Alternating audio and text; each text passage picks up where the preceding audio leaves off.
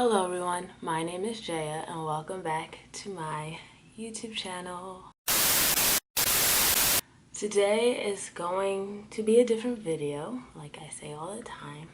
In this video we're going to talk about mental health and self-care during this time. May was Mental Health Awareness Month, and mental health is just very important. Especially during this time, mental health is important and self-care is very important. So we all know what's going on right now between, police brutality, the protests, the virus, killer bees, the President of the United States, racism. All of these things are happening right now, and I really think that it is necessary for all of us to maintain our mental health and take care of ourselves during this time. I have did some research and I have made some notes, and I just want to provide tips and tricks to help you with your mental health and to take care of yourself during times like this. So without further ado, let's get started with this video. So first things first, I have to throw out a disclaimer. I'm not a doctor, I'm not a psychologist, I'm not a psychotherapist, I'm none of those things. This is just me doing the research on my own and coming up with some things that can help. Also, I will provide links to the sources I use in the description box below, so you'll know where I'm getting my information from. And also I will be using this, I don't know if you can see that, this person's Instagram. This specific post influenced me to make this video because I feel like we're seeing videos of just so many different things, and I feel like I really haven't been seeing a lot of videos on how to take care of yourself during this. I mean, I have, but not a ton, and I just wanted to contribute in a way, and I thought the best way for me to contribute is to provide a video like this. This person's name is Gabes Torres.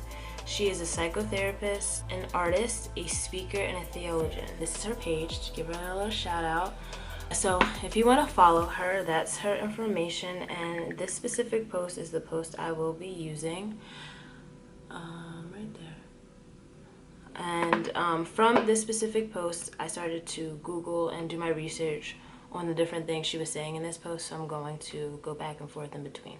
This post is about lowering cortisol levels. For those who don't know what cortisol is, it is a stress hormone that is made in the adrenal gland, and the secretion of the hormone is controlled by the hypothalamus, the pituitary gland, and the adrenal gland.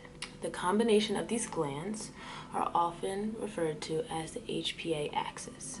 I just want to make sure I get everything right. So if you see me reading, that's why. I just don't want to mess up anything. So cortisol is best known for helping fuel your body's fight or flight instinct, but it also does many other things, of course, like everything else in our body.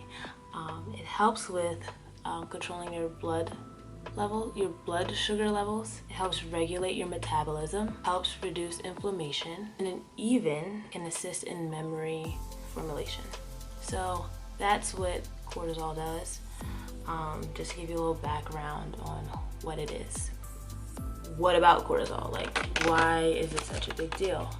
So when you have high cortisol levels due to stress, it can cause a lot of different health issues. For example, like headaches, fatigue, heart disease, diabetes, sleep problems, depression, anxiety, and often it gives symptoms of PTSD when you do have high cortisol levels. I'm going to explain ways you can lower your cortisol levels from what I got on the internet and from what I got from this post.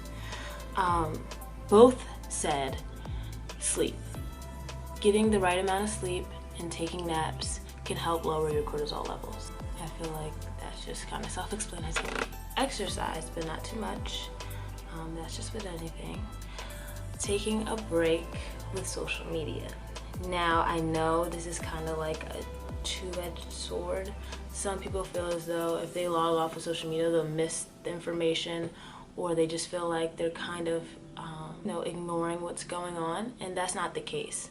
I feel like everyone needs to take a moment in this time to just log off, to stop looking at it for like an hour or so, and then log back on. No big deal, but your body and your mind, it does need a rest from consistently looking at stress-provoking things. Unfortunately, social media is a part of that because we have all this information at our fingertips. Sometimes we get information overload because so much information is continuing to pour in our brains, and we just need to rest it every now and then. And it's not a selfish thing. I think everyone needs to do it. Just take a break. And there's nothing wrong with that. Learn to recognize stressful thinking. This is a hard one because it's like, what do you mean? All these things are going on. What do you mean? Like, of course I'm stressed. Of course, everyone's stressed. Learn to recognize it so that when you are taking these period of time to rest, that you can recognize, okay, I shouldn't be thinking about that. This is my moment to just calm down, relax my mind. Learn when you're doing it subconsciously because it's going to affect you. I'm trying my best. This may not come out, like, I hope this is all making sense. I'm trying to make sense. I'm trying to make it as easy as possible to understand, but it's kind of it's just hard to explain. Be patient with me.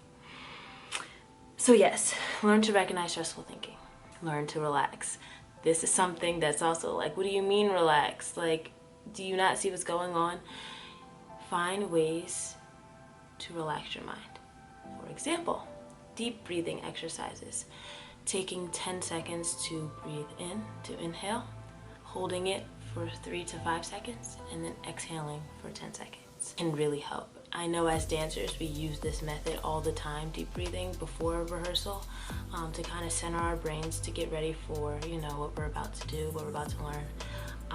And it's really helpful. Take time out of the day, just 30 minutes or even less, to just do some deep breathing exercise. It truly does help, and I'm a witness to that for sure. I'm switching back to the post. Same thing, deep breathing, take a nap, take a break from social media, 5 senses grounding exercise. And there's some things you can eat to help this. A lot of things I've been seeing was tea, so like ginger tea, green tea, chamomile tea, my favorite tea as of right now, because I love tea. Can help. Eating stuff like dark chocolate, blueberries, cherries, dark fruits, rich in antioxidants can really help. I heard and I've researched that antioxidants helps relieve stress. So eating those things are really helpful. Oh my gosh, hydrotherapy. For all my people who love baths, hydrotherapy is amazing. Just taking a bath, like putting in hot to warm water, adding a little bit of essential oils, can really just relax the body, literally physically and mentally. I love baths. I know that baths aren't for everybody, but I love baths and I love to just relax. It's just so relaxing to me. So if that's you, try some essential oils like peppermint, eucalyptus, or lavender. Really helps. You'll see the difference. Vitamin D. As someone who's vitamin D deficient, which I feel like everyone's vitamin D deficient, let me not say that like I'm a doctor, I'm not, but that's just, once again, what I've heard. Vitamin D really does make a difference. It also helps with stress levels. To get into that, you can look at the sources. I have sources down below that shows that vitamin D does link to de-stressing people. And this part is special to me. I'm a Christian woman and I like to pray to God about a lot of things. So if you're any religion, spiritual, whatever, I think it's just a good thing for everyone to throw positivity out into the world, no matter how you do it. For me, I like to pray for each individual things. I like to pray for my family, Walt's family, me and Walt, our friends and family, safety, their mental health, and their happiness.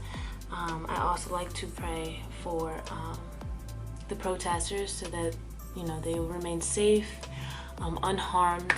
I pray that, anyone that has been hurt during this time, that they be healed.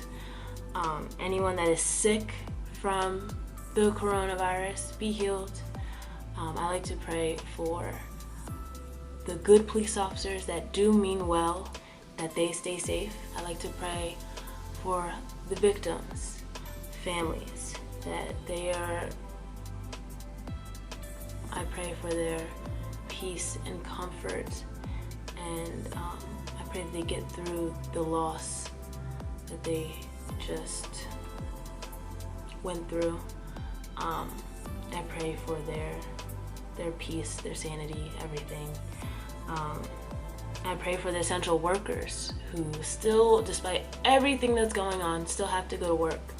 I pray they stay safe, happy, healthy. I pray for just the world to change from this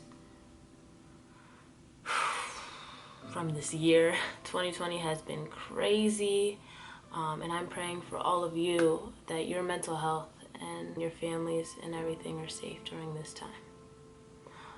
And last but not least, of course, I have to relate this to dance some sort of way because that's what this channel is about. Don't forget to take time to dance. For those people who are like, what are you talking about? Dance also. I have an article linked down below how dance is related to reduce stress. Just finding a time and moment to put on some music and to move the way you want to move is important. Even if it's not dancing, maybe singing. But do something that you know will bring you happiness, or something that you know will take your mind off of this crazy world that we live in right now. And for me, for sure, of course, of course it's your job, of course you love to dance, but for me, dance is just a way to escape the world in your brain, literally. Try to, you know, just distance yourself mentally from everything that's going on for just a few moments, and just dance it out. Dance helps. Dance heals the world, and I think the world would be a much better place if everyone took the time to just dance every now and then. It just brings sense of peace to your life, and I genuinely ask everyone, dancer or not, to just try it. Just try it one time. Just try to turn on a song and just let the song move you. I promise you will see a difference. So that concludes this video. I am truly hopeful that change is on the horizon, change is coming. I feel it this time. In my 25 years of living, I've never felt this way.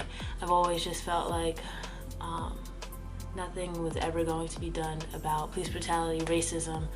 It's not like these things just came overnight. This has been my reality and a lot of Black and brown people's reality their entire lives. And for the first time in forever, I feel like something's going to change. So that being said, I hope some of these tips will help you. Give them all a try if you can. Please, please, please pay attention to your mental health. And don't forget to, every now and then, have some self-care. I will see you in the next video. Bye.